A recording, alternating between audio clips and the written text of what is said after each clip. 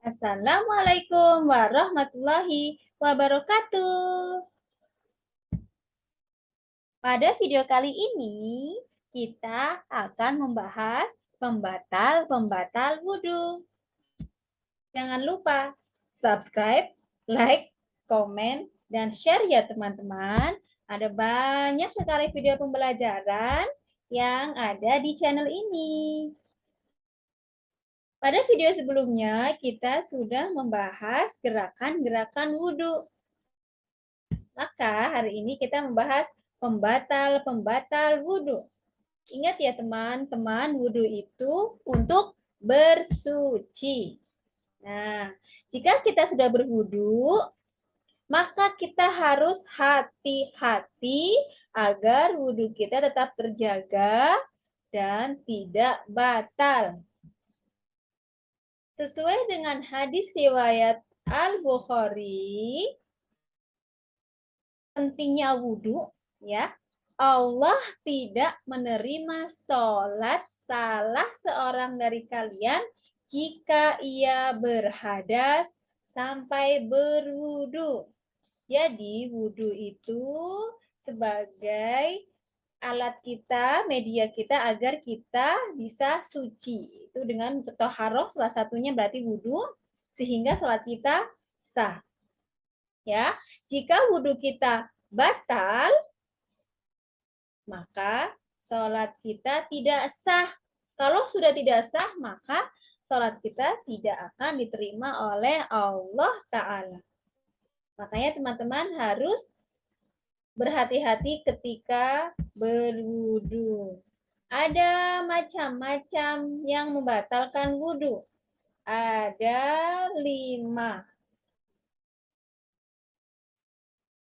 Yang pertama, kita jelaskan yang 5 dulu. Semua yang keluar dari 2 jalan kemaluan dan dubur, baik air seni, kotoran, tinja atau pup teman-teman, atau angin atau kentut, itu jika keluar berarti batal. Yang kedua, tidur nyenyak. Yang ketiga, hilang kesadaran karena mabuk atau pingsan atau sakit parah. Yang keempat, menyentuh kemaluan tanpa penghalang. Yang kelima, makan daging unta. Nah, kita akan jelaskan satu-satu. Semua yang keluar dari 2 jalan kemaluan dan dari dubur, baik itu pipis, pup, kentut, itu yang pertama ya berarti keluar ya. Berarti itu membatalkan wudhunya.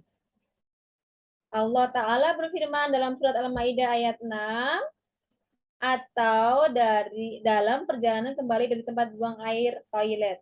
Maksudnya adalah ketika teman-teman sudah wudhu, terus teman-teman pup atau pipis, maka harus wudhu lagi jika mau sholat. Seandainya ada cacing atau kutu atau apapun yang keluar dari 2 jalan tersebut, maka wudhunya tetap batal. Sedikit atau banyak yang keluar, maka tetap membatalkan wudhu. Ya. Terus, jika yang keluar dari jalan tersebut, misalnya muntah dari mulut, maksudnya yang keluar dari setelah yang jalan tersebut ya, maaf, darah, air mata, kotoran hidung, telinga, maka tidak membatalkan wudhu. Jika pada saat sholat muntah, nangis, terus pup, kentut, berarti maka secara tidak langsung sholatnya menjadi batal. Yang berikutnya tidur nyenyak. Nabi Muhammad bersabda, al-ainu wika usahi faman nama falyatawaddo. Mata adalah pengunci dubur. Barang siapa tertidur, hendaklah berwudu. Nah, ini tidur nyenyak di sini, maksudnya teman-teman sudah benar-benar nyenyak, pules, tidak mendengar orang lain yang berbicara, tidak tahu aktivitas apa yang terjadi di lingkungan sekitar. Itu benar-benar nyenyak. Tapi kalau teman-teman tidurnya cuma tekluk gitu, misalkan ada yang ngantuk banget tekluk terus masih mendengar orang, berarti itu belum batal, tetapi akan lebih baik kalau untuk lebih yakin biar sholatnya sah, berarti kalau teman-teman ternyata sudah ngantuk banget, ternyata takutnya ketiduran, teman-teman berwudu lagi aja. Ya, ini yang kedua.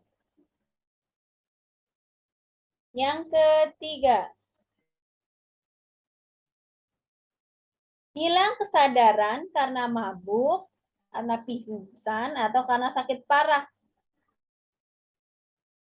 Misalnya teman-teman sudah wudhu, tiba-tiba pingsan, nggak sadar, ya kan, tiba-tiba sakit, nggak sadar, koma, segala macam, maka itu sudah membuat wudhu kita batal. Hilang kesadaran karena mabuk atau sakit itu lebih parah dibandingkan saat kesadaran karena tidur. Ya, jadi pokoknya intinya untuk jaga-jaga lebih baik berwudu lagi.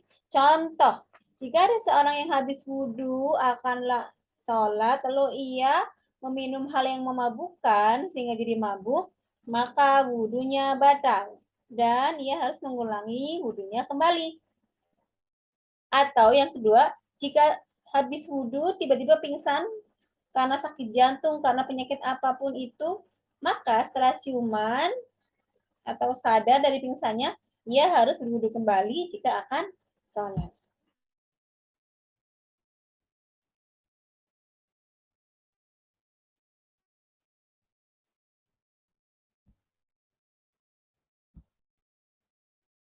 Pembatal berikutnya adalah menyentuh kemaluan tanpa penghalang. Penghalang itu bisa apa saja ya. Misalnya ada sarung tangan, kain celana, handuk, tisu, baju, celana, celana dalam, celana pendek, kaos, apapun itu yang menghalangi kita dari menyentuh area kemaluan kita secara langsung. Nabi Muhammad bersabda, "Man massa dzakarahu falyatawaddo." Barang siapa yang menyentuh kemaluannya, hendaklah ia berwudu. Hadis riwayat Ibnu Majah.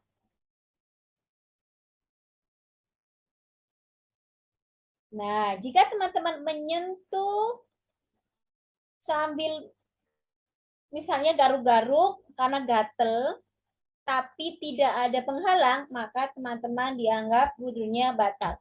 Tapi ketika teman-teman garuk-garuk karena gatel dengan sangat terpaksa harus digaruk-garuk, tapi ada penghalangnya dari sarung tangan atau dari kain atau dari handuk atau dari apapun yang menghalangi, maka wudhunya tidak batal.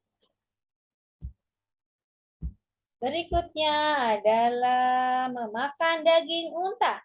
Hanya daging unta saja yang membatalkan wudhu. Makan daging yang lain, makan makanan apapun yang lain, makan, minum, atau aktivitas mulut yang lain tidak membatalkan wudhu. Hanya makan daging unta yang membatalkan wudhu.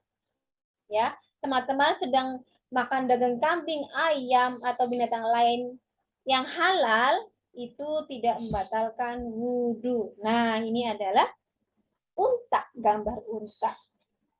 Nabi Muhammad bersabda, tawadau min luhumil ibil, wala tawadau min luhumil ghanam.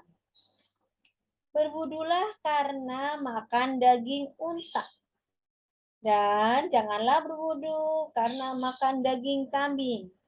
Jadi teman-teman, yang ditekankan di sini adalah yang membatalkan wudhu hanya makan daging unta. Ya, dan insya Allah di negara kita akan sangat jarang sekali ditemukan daging unta ya.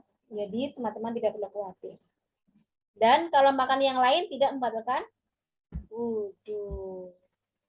Terus ada hal-hal yang harus dilakukan jika wudhunya batal. Jika mengalami hal-hal yang sudah dijelaskan, tadi ada 5 tadi, maka wudhunya batal. Maka apa yang harus teman-teman lakukan? Teman-teman harus mengulangi wudhunya kembali apabila di luar sholat. Tapi kalau teman-teman pada saat sholat, berarti ya wudhu dari awal lagi, nanti sholatnya dari awal lagi. Wudhu dan sholatnya menjadi batal apabila berada dalam sholat, mengulangi sholatnya dari awal setelah wudhu kembali. Ya, jadi pokoknya intinya kalau teman-teman sudah ngerasa yakin batal, berarti wudhu kembali agar sholatnya sah. Terus, hukum menahan pembatal wudhu.